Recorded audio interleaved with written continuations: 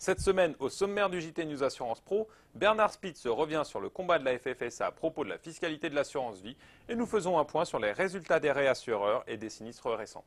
Bonjour à toutes et à tous et bienvenue dans cette nouvelle édition du JT News Assurance. La Fédération française des sociétés d'assurance se mobilise depuis quelques temps déjà pour faire respecter ses prérogatives en matière de fiscalité sur l'assurance vie. Le gouvernement, de son côté, lorgne sur cet encours colossal pour récupérer des recettes fiscales. Voici le message que la FFSA veut faire passer.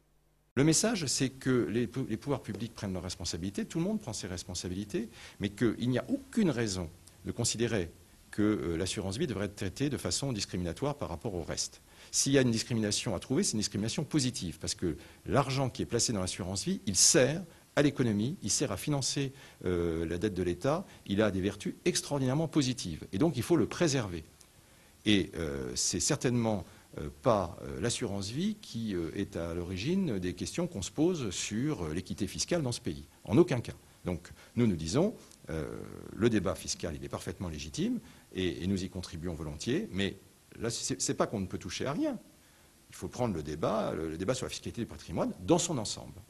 Mais en aucun cas, il n'y aurait de légitimité à cerner l'assurance vie comme étant un sujet à part. Les assurés ne l'accepteraient pas et nous ne l'accepterons pas.